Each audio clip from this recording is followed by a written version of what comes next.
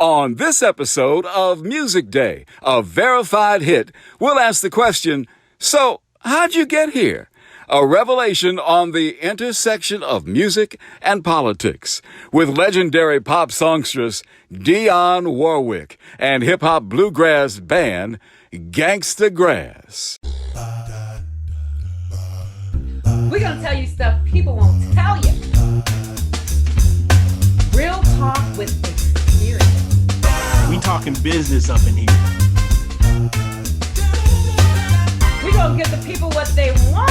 That's what I'm talking about.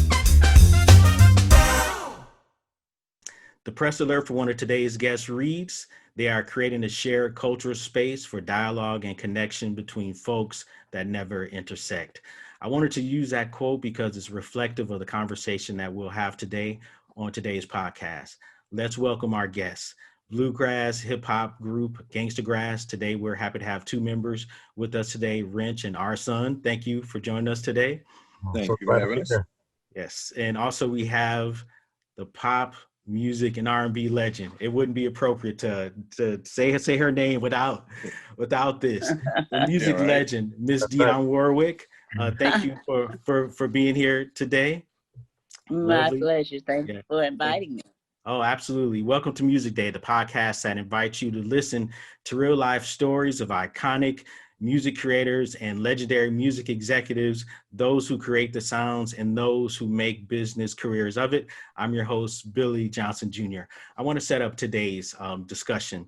In many ways, the dichotomy is powerful. Music, the art, and the commerce we are engaged in as a business activity and artistic endeavor can appear frivolous and superficial, yet music can also be a channel. It can be a funnel for some of the most serious and most pivotal moments of our collective lives.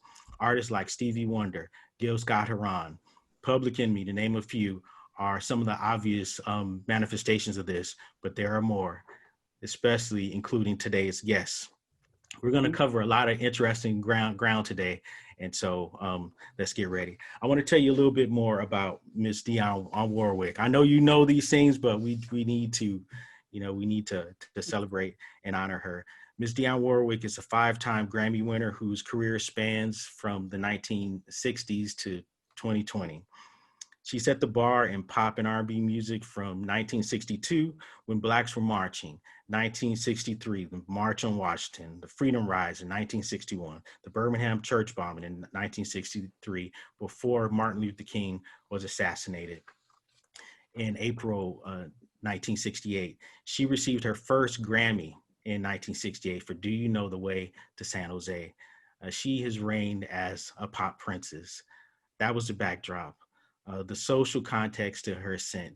She was a genre breaker, indeed. Moreover, in life, she was appointed U.S. Ambassador of Health by President Ronald Reagan in 1987.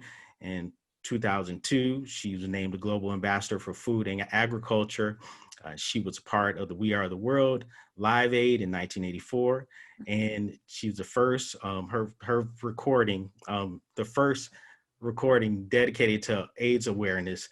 That's what Friends Are For. I mean, this is just incredible.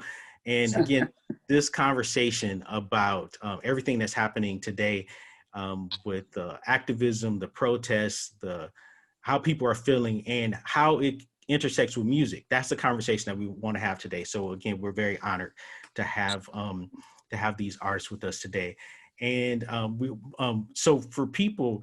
Also, I want to note that that Gangstagrass, I just commend you guys for how you've been making all these strides. Some people may have been introduced to you by seeing Justified and hearing your music there, but just the activism and the position that you've taken in your music, especially with your latest works, I think is incredible. So you're very fitting for this conversation as well.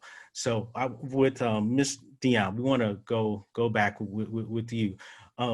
How, when I was reading some of these things, about that were going on, like right at the beginning of your career, how were you feeling? How are you feeling finding the balance of a Black woman in this country, dealing with all these things, this beautiful gift you have, working with the best musicians and songwriters. You know, your team couldn't have been any better, right? And all this Right. stuff is going on in the world. How did you deal with all that? You know, during the 60s, I was traveling so much that 90% of the time I was not really kept in the loop. My first encounter with anything of this nature was literally during my first tour with Sam. We were doing the southern region of the country, and being born in East Orange, New Jersey, I didn't know anything about segregation or discrimination based on the fact that where I lived, my street was virtually the United Nations. We had every race, color, creed, and religion. So, you know, and we interfaced with each other as I do with any of my friends. And they all were my friends. We would walk to school together. We would have sleepovers. We would put our feet under each other's tables. So, you know, what I kind of got to know a bit about happened with my very first tour. And it was interesting, you know, not ever being confronted with that at home. I just did what I normally do. I went to stores. I went into everywhere I wanted to go. And I got a lot of, "Oh, you must be from the North," you know, which was okay, because I let them know, yeah, I am. I'm from New Jersey. And I found then, and I still find, what we're rapidly running back to the 60s with what's going on today. Something that's so stupid and asinine with no rhyme nor reason. Wow. I love that you were able to have that, you know, you were able to have that experience at home. And it's a beautiful thing that you were able to be in other places and go like, wait a minute, you know what I mean? Mm-hmm. Like I've seen something different, you know, and I know this isn't, this isn't a way. And what I also love about you is that as you've, you know, your career has spanned all these years, and I watched you on Solid Gold, and my parents had you watch the Solid Gold dances. I know what you watch. Oh, I love it. But you just your spirit, you know, is love, you know, and I feel like you've always emanated that, you know, amid all these things that were going on, which I think was great. Does that go back to just who you are, you know, as a person? Okay. Mm-hmm. It does, you know, from the very beginning. Well, if we're going to enter into my career, I was told by my mentors, and I had the iconic mentors of our industry who basically embraced me as their baby. And they each, in their own way, said, "You be who you are. You cannot be anybody but you." And I like me, so I didn't mind being me.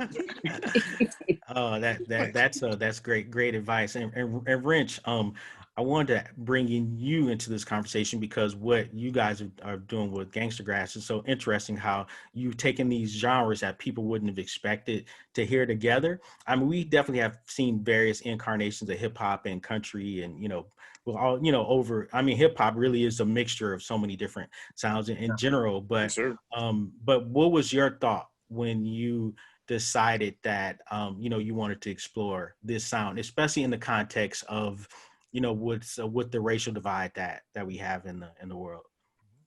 Well, I started experimenting with this just because that's a lot of my influences.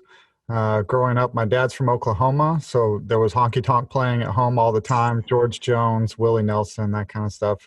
And growing up in the 80s, I was in third grade when hip hop became just a national thing with the Beat Street and the breakdancing movies and stuff. So me and my friends, we were all putting down cardboard to do our backspin during recess, you know, with our parachute pants on.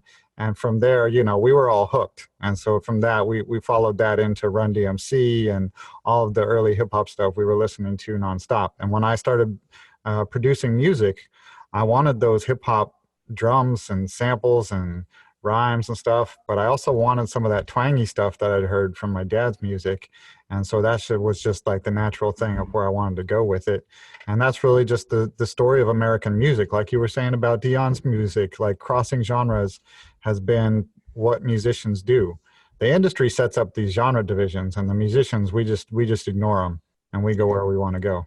So with this concept that you had, was it really just bringing your interests together and not allowing anyone to put boundaries on you, or was it, or did you really want to make a statement, to let everyone know, like, we, should be more open? Wanting to make the music came first, and then getting into that, you can't do it without running into the need to talk about how Yes. how we're bridging these divides. Taking a multiracial band around the country, you get into some conversations, you get exposed to things, and you need to share this with people, because as much as you're going to want to talk to people about overcoming these divisions by listening to the music together and dancing together with a vision of an America where we're all partying together, you realize and you know that has to come along with some hard conversations. So you got to bring that into the music as well. Yeah, I love it.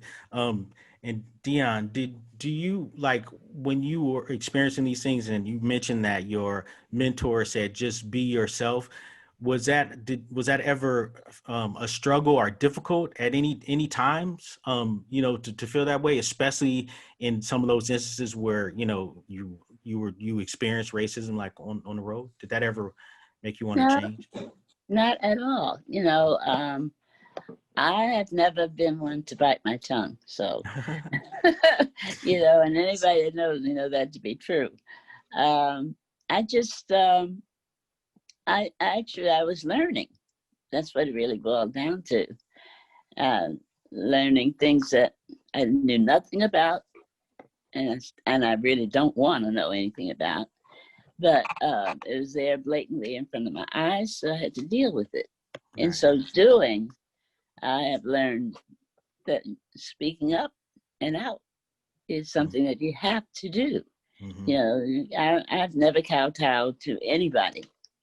When I call somebody's office to speak to a certain person, Mm-hmm. if it happens to be the president, that's who I want to speak to. I don't want to speak to his secretary. Right. And we make that very clear from the very onset of things with me. I find that growing up and being taught by my parents, whom I adored, and they loved me very much, and also felt the same way about my siblings. My grandfather being a minister, when, he said to us when we were very young, we're all put here on this earth for a reason, and that is to be of service to each other. So I still, that is basically my mantra. That, of course, and if you can think it, you can do it. That was also given to me to think about. Right. But I just feel that what we're going through today probably is a necessary evil. Is exposing our youngsters and giving them a firsthand look at what happened long before they even got here. Wow. In the 60s. Yeah. All right. As you look, and it's great just to have your wisdom, right? So when you look at the generation now, who's the artists, when you look at how they are responding, are there any particular examples that stand out to you? You're like, whoa, I really like the way that this particular artist has responded, or used their art or their platform to respond. Well, I'm finding that a lot of us feel that we really don't need to be in the forefront. I'm not I don't march, I don't carry signs, I don't do anything. I just do. I think actions speak much louder than words. I have found that in our sports arenas, they're showing what's up, and they're not taking it anymore. I watched a little Naomi play tennis the other day, and I love her 7 steps. I mean, it was wonderful to hear how she has basically grown you know, and has started paying attention to what's around her, and she's speaking out, and that's necessary. Did you notice her with the mask? Was that she had the Breonna Taylor mask, Yes. right? So She had a bunch of them. She Yeah, has, yeah. she has 7 of them. Yeah, she had seven. And those Okay. 7 represented all 7 of her tournaments. Okay. And so that's just a beautiful way to use your platform, right? Yeah, while you have the world's attention to make a statement. And so our son, you know, as one of the MCs in the group, like, what was your thought? What was your thought about becoming a part of this group, and how different it was from, you know, some of the other more prominent variations of hip hop? You know, it's funny. The same thing Wrench was saying. It was the same for me too. I came up around the same time, and my dad was very similar. So my dad was listening to a lot of Kenny Rogers and listened to a lot of Dolly Parton, and so I kind of had some of that too. And so but my mom had me with a lot of the soul stuff. My mom was huge on your stuff, Miss Dionne. She put me onto a lot of your stuff. And so when I started doing music, it was already there, right? And then I was coming up again at the same time with a lot of with hip hop. So Public Enemy was always in my headphones, and KRS-One and De La Soul, and a lot of these groups that were very, very positive in what they were saying anyway. And so I come from a family of beliefs in Philadelphia. And so we, you know, my brother and I and my cousins and I, we all were, you know, sort of never involved in a whole lot of real drama or anything like that. So, you know, that was what we did. It was what we did. It was how we came up, was how we lived. So when I started doing music, you know, the music just sort of was just expressing all of that, right? So when I got linked up with Wrench, the sound wasn't a thing for me. You know, his beats were great, and, you know, it was just different usage of melodies as opposed to a sample, just somebody playing something. And so it just worked. It was very, very easy to just sort of glide in there. And what we've been doing over the last several years is really building, as we're building our fan base, really expressing a lot more of what's going on, what we're seeing in the world, and how we're able to express that to a lot of our fans. A lot of our fans, you know, I'm the first rapper they know anything about. And so for me, it's particularly important to be able to express hip hop culture in an extraordinarily positive way, so that any of it becomes positive for them and not automatically a negative thing. Right. Do you I really loved you said that some of your audience, like, this is the first time they've been exposed to this much of an MC, and so that leads to this question, like, your audience. Do you feel like the audience is comprised of people who have similar backgrounds, like you and Wrench, where it's a kind of diverse musical, or have you guys kind of created, you know, this new audience based on the type of music that you make? I'm really, really curious what you're finding and interacting with your audience. It's a very interesting melange of folks. I've encountered like really, really old guys that had never listened to any rap music in their life. And now every time we go back to their town, they're right there front and center waiting for us to come back and see us. And, you know, people's kids, we're like their favorite band, right? So we're able to run the whole gamut of age. And the best part about it is when you get into that middle group of people that are really doing a lot of the affecting of change and so on and so forth, they're the ones that not only are they enjoying the music, but we're getting into their heads with what we're saying. So our son and Wrench, I know with this the most recent record, you know, you're definitely speaking a lot more about race issues. The Freedom song and video, definitely very powerful. The images that you use in the video definitely make really strong messages. How did you feel about, you know, kind of just stepping out there, you know, responding to the times? If I'm correct, this record was created partially during this quarantine time, during the pandemic and so forth. The record was, the album, we put the whole thing together during the during the pandemic and all. But Freedom, we had actually written about a year ago. We, song was created and we just sort of put the whole thing together. We had recorded it for the album right before everything got shut down. And then when everything really started to pick up, we decided, we not only do we need to put this out, but we need to, create something visually for it. And so I was able to reach out to an old friend of mine that was doing some video stuff. And we just put that whole thing together in about 2 weeks. And I got a bunch of our friends to do the, to lip sync the chorus and that sort of thing.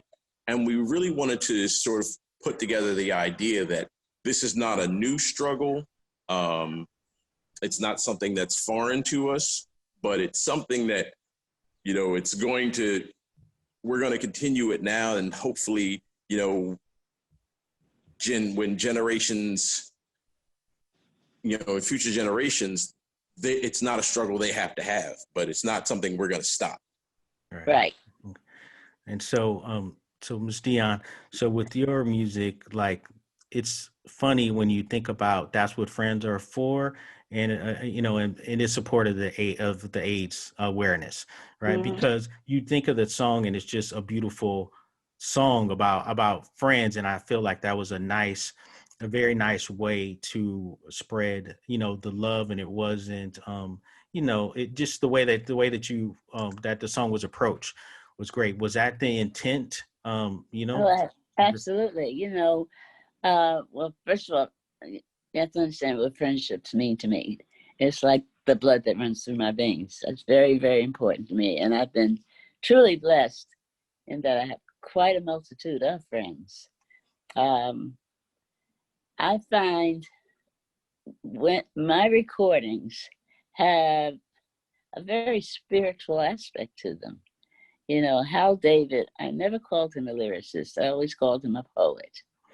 And his words were words that he felt from his heart that he wanted to share. When you sing about I Say a Little Prayer for You, which was written during the Vietnam War, it was sending a message to those babies over there fighting that senseless war. And then what the world needs now is love. The windows of the world. I mean, everything had basically a spiritual feeling for me.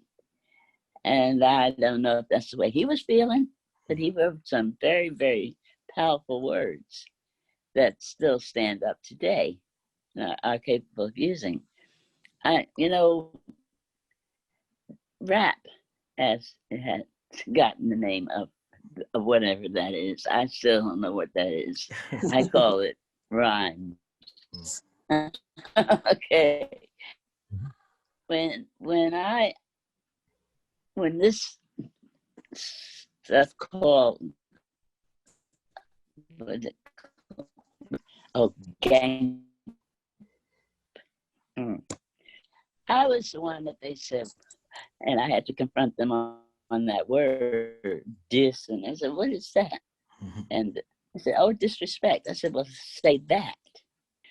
And I mean, I had meetings and with corrupt, and I mean, the real gangsters, they all sat in my living room with me in a meeting that I called to ask them if there's a way that you can get your story out without cussing at me. You don't know me that well.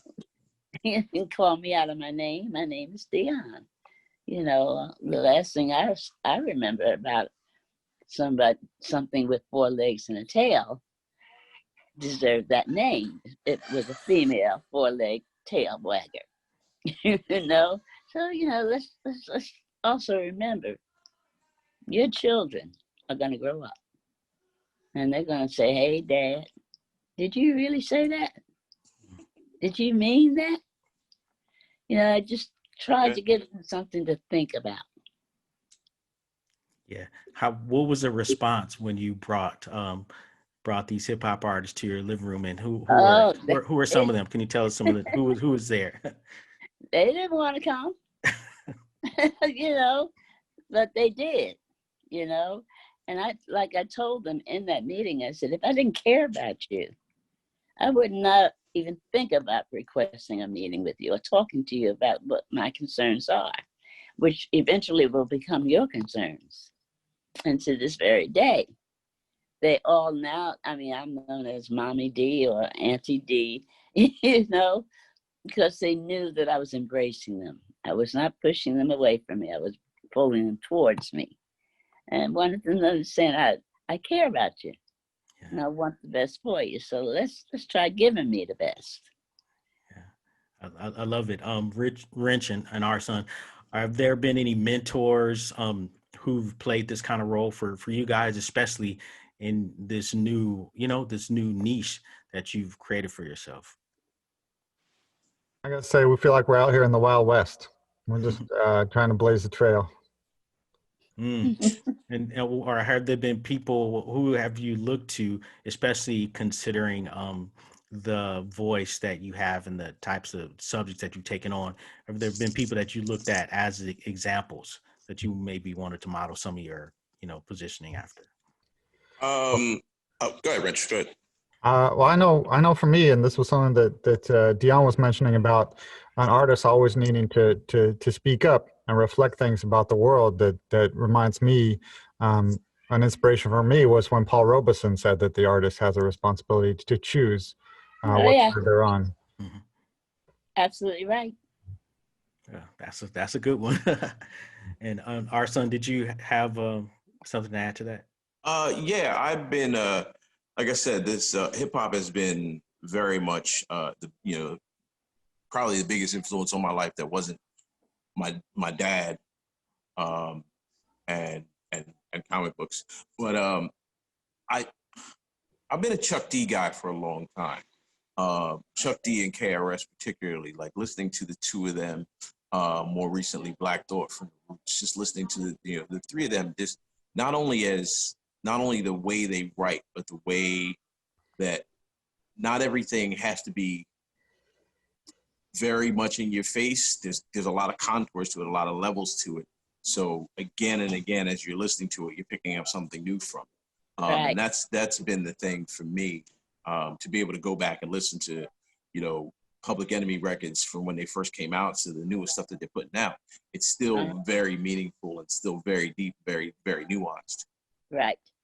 So you're saying right, Miss Dionne. So are you a Public Enemy fan, or what in particular was he saying that you really agree with? I think that first of all, the cleanup factor more than anything else. I want to hear what you have to say. I do. That's educating me. That's making me aware. The CD just came out. It's making me aware, and I feel right now it's in conversation. I don't want you to think that you can take advantage of me, nor speak to me in any fashion. I demand respect, and I give it when it's earned. So that's the way I feel about all of those words that are being said today. Yeah. I love the way you explain some of your songs and just the intent and the impact behind them, which I definitely feel people received. I mean, you have so many songs that have done it so well, all these Grammys and nominations and, ambassadorships and all these wonderful things. But even with all of that, wonderful reception, do you ever feel or ever felt any pressure or any people who thought you should have, approach things differently, maybe at a more militant or position? And if so, how did you feel about that?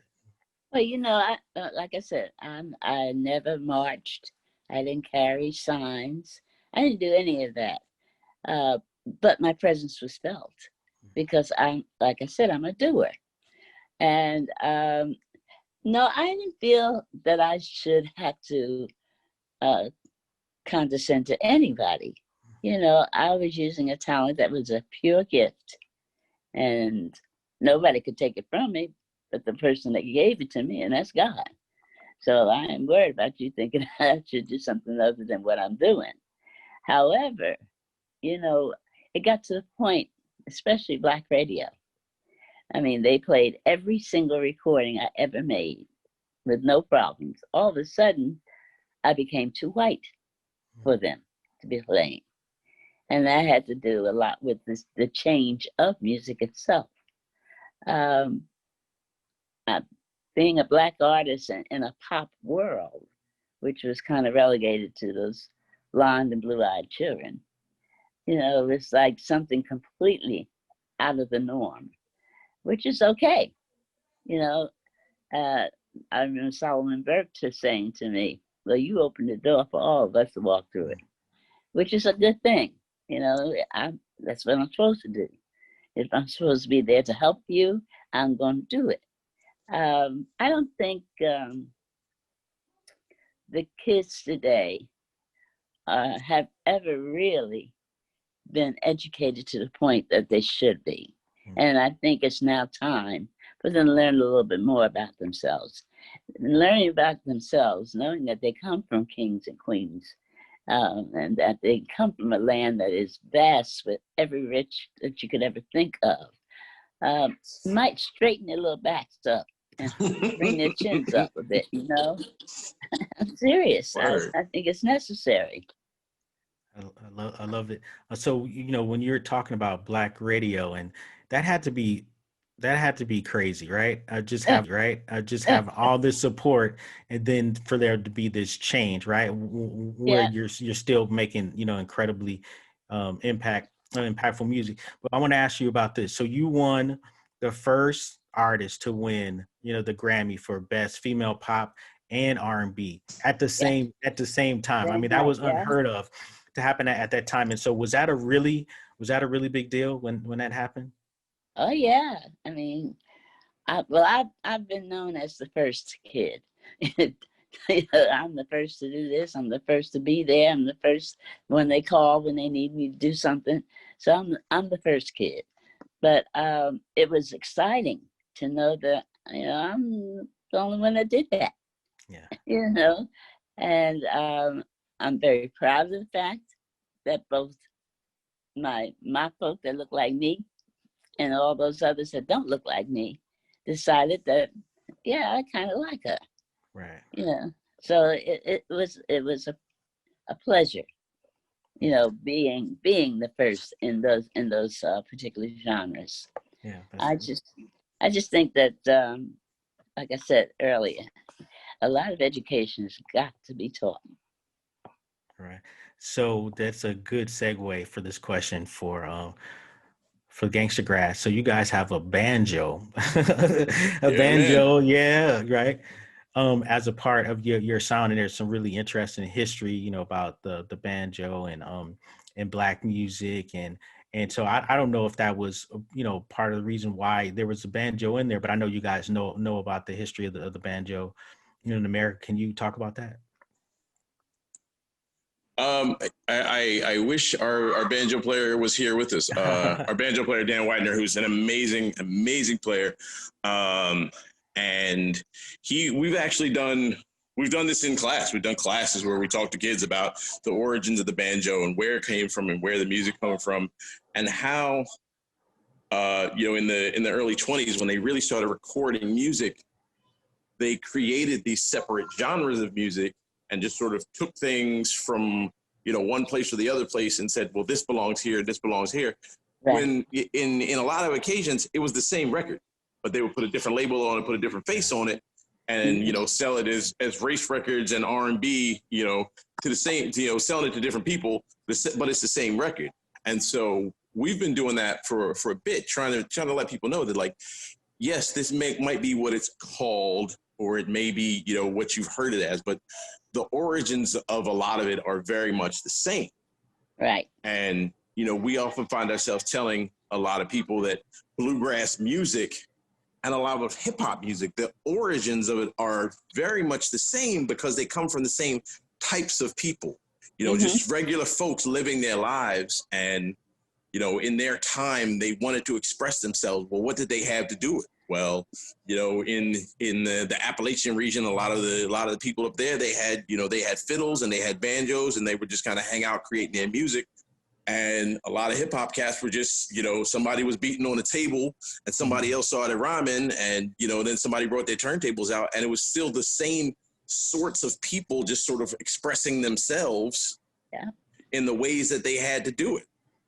And so that's part of why we've been able to do this so well and bring it all together so easily, because the origins of it are very much the same, are very similar, very much the same.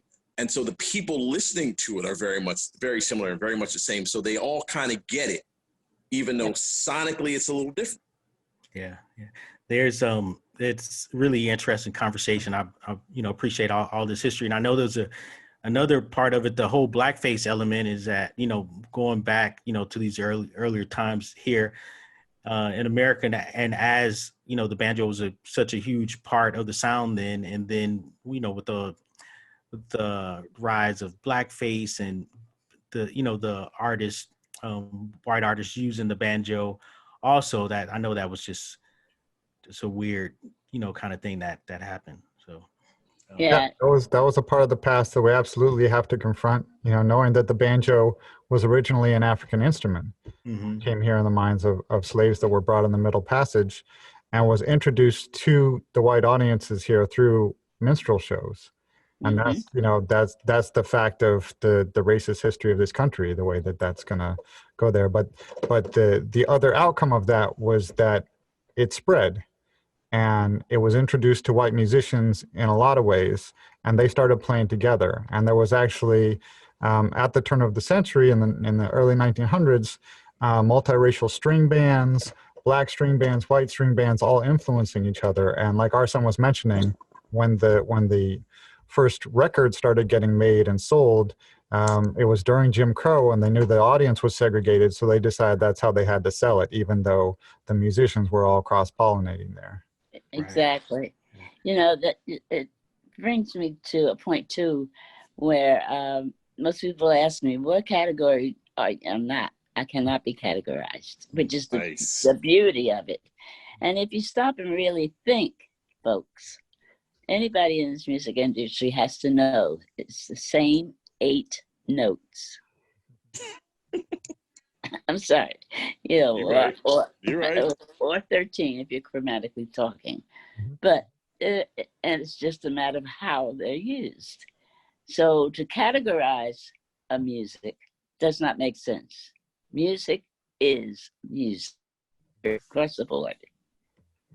In one sense, I wonder, because we've grown up with terrestrial radio, and most of the radio stations had a particular format, but I feel like the internet and people listening to music online and creating their own playlists. Of course, people have their own music collections and everything, but I think it just made it a lot easier for people to really kind of celebrate their love for all different genres.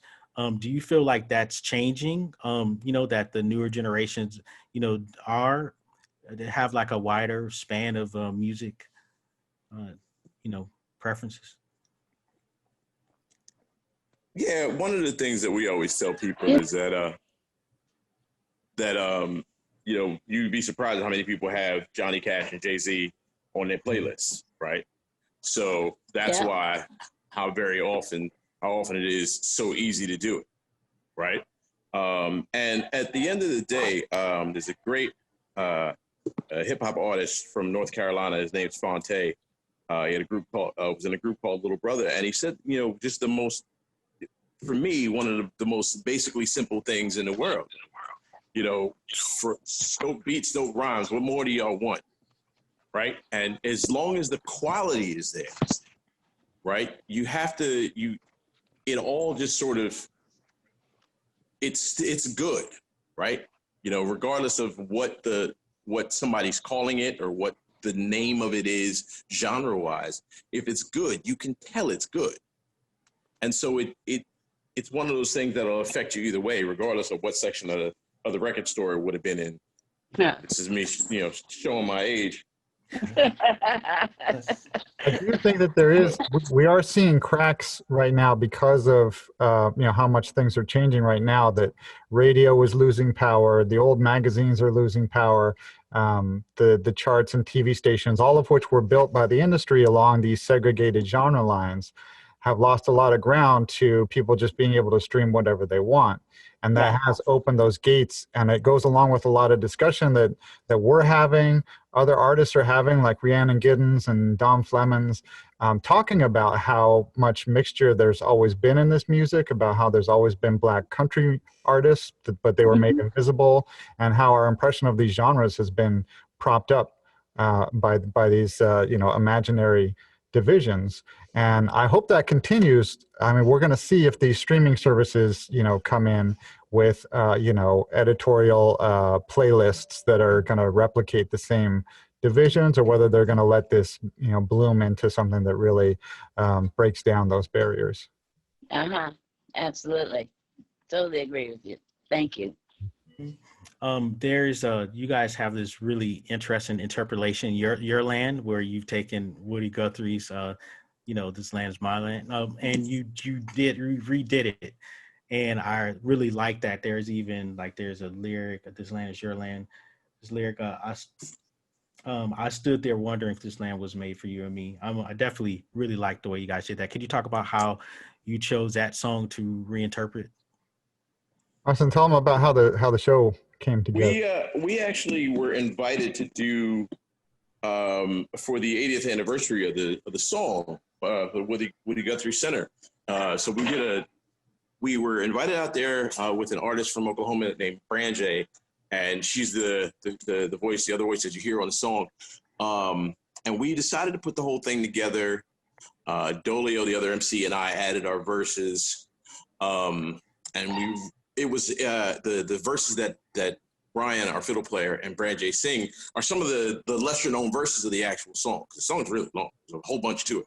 And so we decided to add those verses, add our rap verses. And then when we performed the song live at the show at the Town Hall Center in New York, we went a step even further with it.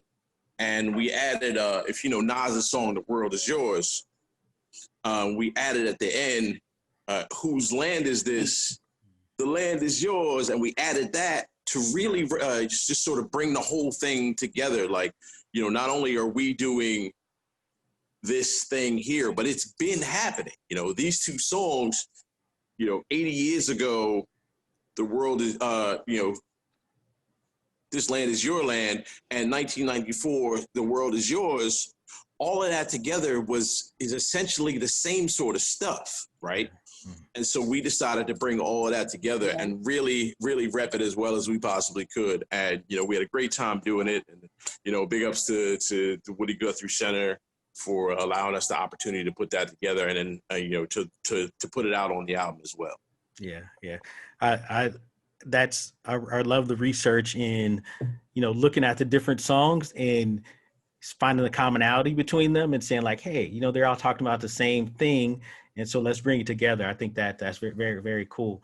Ms. Dionne, when you look at, I don't know if it was instances when you brought the hip hop artist to your home, but are there instances, throughout the years where you've heard, like a newer artist and something that they've done musically, whether it's a message or the way they delivered it, that, that also kind of to you was like a through line and said, hey, this is reminiscent. This reminds me, of this other thing that has been done before. Any examples? I met a little boy. He was a little boy when I first met him. And we happened in England together at the same time. And his mother asked, can I introduce my son to you? Of course you can. And that little boy's name is Usher. Now, I've watched Usher grow to the young man he is now and musically grow. I have, and I will all continue doing, I've been very impressed with his growth. There are not too many I can say. I must. Did you find like this young lady named Mariah Carey? I mean, really heart-wrenching, smile-worthy type of music that I love listening to, and I love her interpretations of them. Yeah, and again, there are not too many that are doing that. I personally listen to my peers. That's what I listen to. Yeah. I listen to Gladys, that's the Ella Fitzgerald, Sarah Vaughan. You know, my musical taste varies.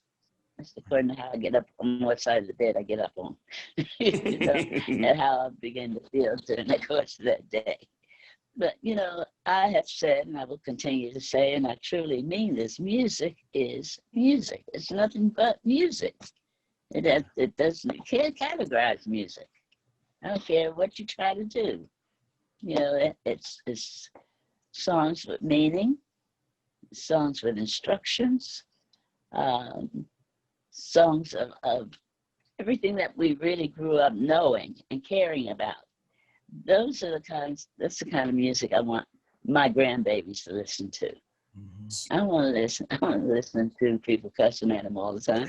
Does that make sense? Cussing at them. That's my new phrase. I love it. Do you guys feel that all the social justice and the protests, do you feel like that's helping to bring music listeners together from different, just bringing music listeners together from different genres, just bringing everyone together? Because I feel like I've seen a lot more unity or more people of all different races really being vocal about the injustice of of black people. So I'm wondering if you guys feel that also has an impact on people in the music.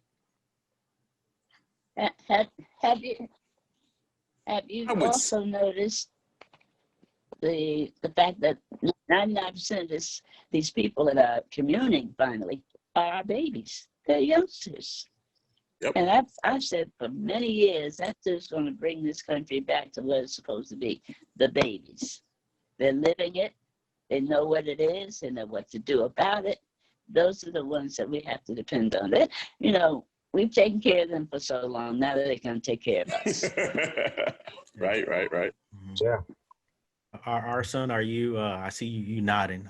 I would definitely say so, because one of the things that you've, particularly with hip hop, over the last few years, is that you've seen a lot of people that are more, even if they're not getting caught up in it culturally, eventually they do, right? Mm-hmm. Eventually right. You hear it, it becomes a part of you, and it becomes a part of, you want to get deeper into it and start to find out a little bit more about the people that are involved and the people that are making it. And I feel like once you start doing that, it's hard to hold on to any of that old division that was within you anyway, right? Like regardless of, I can't imagine how anybody in 1964 heard "I Say a Little Prayer for You" and didn't just, like, whatever was going on in their head, you weren't able to just let go of that, right? Right. So, exactly. And so I feel like when you're creating music and really reaching out to folks with those kind of messages, it's hard to hold on to a lot of that evil that's inside you. Yeah. Exactly. I think there's also something happening in the other direction as well, that the movement is bringing musicians in, and saying you can't sit on the sidelines anymore, and people are being brought in to be invested in it. And in just the last few weeks, we've had Dolly Parton say Black Lives Matter. We've had Chris Stapleton say Black Lives Matter. We're talking white country musicians that are stepping in on this, and that really means something for it to get to that arena. I totally agree. Yeah, I think it's wonderful that every genre of musicality has kind of entered the fray. Mm-hmm. That we're all saying, okay, enough, enough. Yeah. And so for Gangstagrass, do you feel like your audience, do they like, that you've got more political, on this new record? Like, what is it that they, what do you feel like they are expecting and look forward from you? I feel like it's something they should have expected from us from the door, because it's been such a meaningful. Our catalog is so very meaningful. It's full of a lot of, there's no throwaway music to this. It's all saying something. Even if it's just having a good time, it's still saying something, right? And so you would have to expect that now, in the times that we're living in, anybody that's ever said something would be saying a little bit more. And to their credit, our fans have been right there with us. Nobody's let go of us because we are, trying to make an effort to change the world a little bit while we have a good time. Right. And there's nothing wrong with that. Not one thing. A bit about the fact that we have fans that are not necessarily, with the same program as us. So we're not just preaching to the choir. We do hear from people that are like, I don't know about this, but they're not running away, because we bring such a positivity and a good time, and letting people know like we're all in this together. So when they don't necessarily already feel the same way we do, they'll still listen. And they'll give us some thought. And I think that that's a really important thing for us to go in and do, is create these spaces where people that aren't already on the same page can stick around. And first, they're partying together and having fun together, and that gives them that buy-in to say we're not just gonna walk out the door when we disagree on something. Yeah, and what's interesting, because when you listen to the record, you feel the political moments and also the feel good moments. So it's not like the whole thing is just okay. Here. And so I think that was probably a good idea in terms of giving people a balance. And if since you just released this record, I guess my question would be, is there, if you had to pick one song that you feel is really reflective of what we're going through right now, which one is it? Or if you would create a new song, and, if so, what would be the title of that?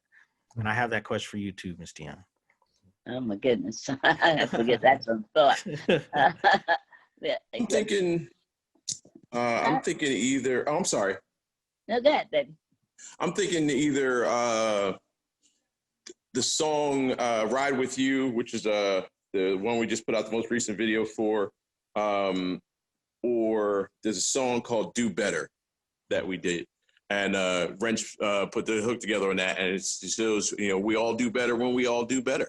Yeah. You know what I'm saying? And if everybody's, not only just living better, but just doing better in their lives, then everybody's going to be. It's just that simple.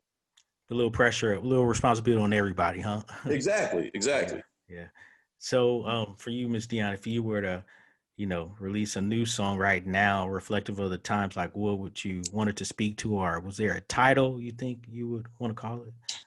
All the things that we are so accustomed to seeing and feeling and doing stems from love, really does. I don't care if it's a personal or a combination of personal and communal. Everybody deserves to know that there's a certain amount of love attached to associations.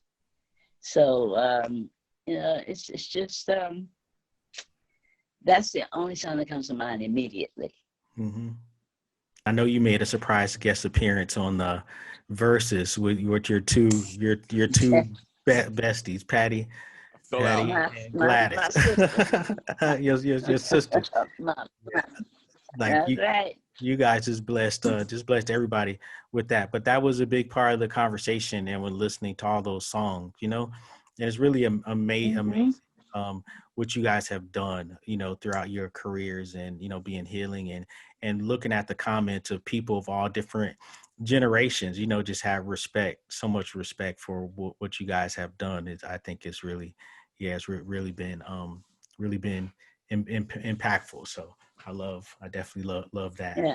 Okay. And so appreciated too, to know that, when, because my technical ability is practically nil. Okay. I'm surprised I got on this call as quickly as I did. However, I found that I stopped the people that work with me. Nobody works for me. They work with me. In my office, they would be sending me all these text messages and all these emails. And I picked up my phone and I called. I said, the next email or text I get, I'm taking the phone and I'm taking the computer and I'm throwing it away. Pick up the phone and talk to me.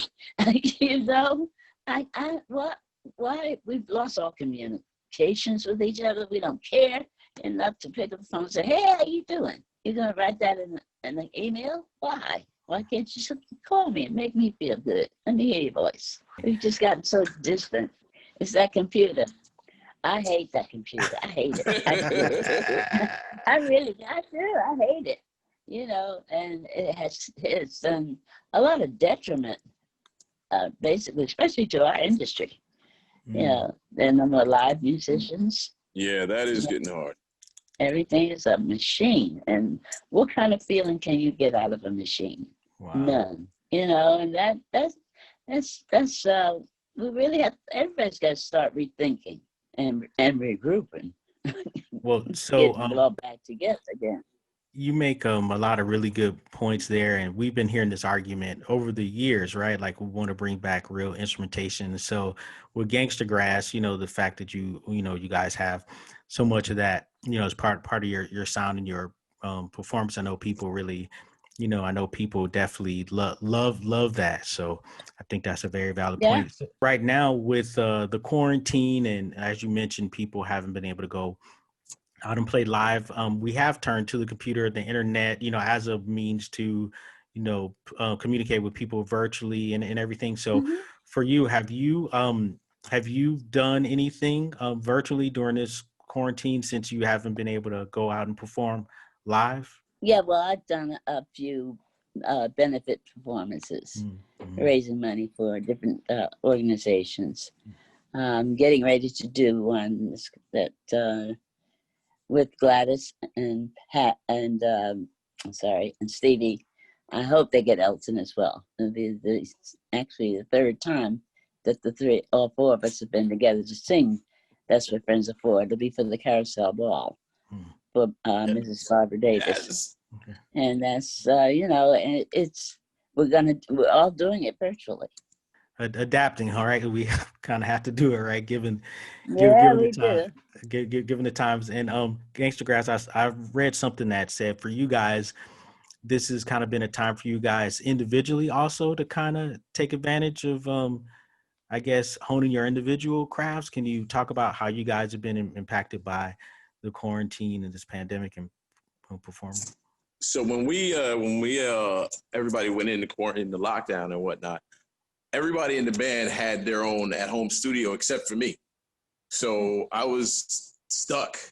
And then the whole band got together, and a couple of our fans and got me a bunch of equipment that I needed, and we were able to actually finish. That's how we were able to finish recording the rest of the album. We had 3 songs in the can before the lockdown. And then we couldn't get back in the studio and everything, and we were kind of stuck. So then I got all the equipment. We were able to just share all the files back and forth, send them all to Wrench, and he was able to put everything together. And so, and I will definitely give that to technology, that without being able to do that, we would have been stuck. And so it definitely helped out a lot. We've done a lot of live streaming stuff and put together whole videos of performances that we've, different festivals have played. The Philadelphia Folk Fest did one. And so we've been able to do that. So, all right, technology, well done. Yeah. But it was the team got together and helped us get this whole thing wrapped up in the midst of the mess that was my house and no instruments. Right. But thank goodness you're astute at being able to do that. Well, no, they had to teach me how to do it too. Like, they sent me all this stuff, and I was just like a caveman beating on the keys of my computer and not wondering what was going on. But they got me through it. The team got me through it. We worked it out. Yeah. Okay. Well, you guys have been incredible. I've had you for an hour, which is the time that we asked for. So we really appreciate it.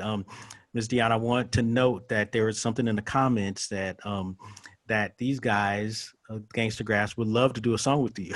So Oh, okay. yeah, so we'd love to see that conversation happen and see what come out. Right on. Would love to hear that. But you guys have been incredible. I want to thank you for your continued efforts to just really make a difference and use your voices, just to help, just to help spread love, bring people together, and as you said earlier, Dionne, just say what needs to be said and not to be afraid of. And I think you guys have been incredible with that. And so I guess lastly, is there, can you guys tell people how they can follow you? I don't know if you have social media handles that you like to leave our website. After you just told us about put down the phone, put down the text and then call me, huh? Yeah, okay. Okay. Oh, I just got something from Jackie. They're gonna send all my info to you. So. Okay. Awesome. Okay. You are talking to the wrong person. Okay. Thank you. Okay. So our son and Wrench. Yeah, maybe we'll get something to send you our new CD. I'd love it. That's Definitely amazing. We'll be so honored. For us, if you put Gangstagrass into the internet, you'll find us wherever you like to get your music. You just type it in there. Okay, I will do that. In fact, I'll do that once I. And that's for all the listeners as well. People that are looking for us. Our handle is generally Gangstagrass. So check that out. Okay. Sounds good. Well, thank you all, and you guys have an incredible rest of your week. We appreciate your time today. Thank you. Thank you very much. Thank you very much. Yeah, enjoy talking to you. Everybody take care and stay safe. Okay, yes. You too. Music Day, a verified hit, is presented by the Living Legends Foundation, Inc. Real talk with experience. Please follow and share Music Day on Instagram at Living Legends Foundation and at Music Day Podcast, on Twitter at the LLF Inc. Join us on Facebook, The Living Legends Foundation. Executive producers are Jacqueline Reinhardt, Mark Hill, Ken Johnson, and Pat Shields. Our associate producers are Shannon Henderson, Sheila Eldridge, Tony Winger, Vivian Scott Chu, and Varnell Johnson. Production by Mark Hill Creative. Talent booking Black.LLC. Theme music by Wendell Wellman for Star Maker Global. Interstitial music by William Reinhardt. And I'm your announcer, Jay Johnson.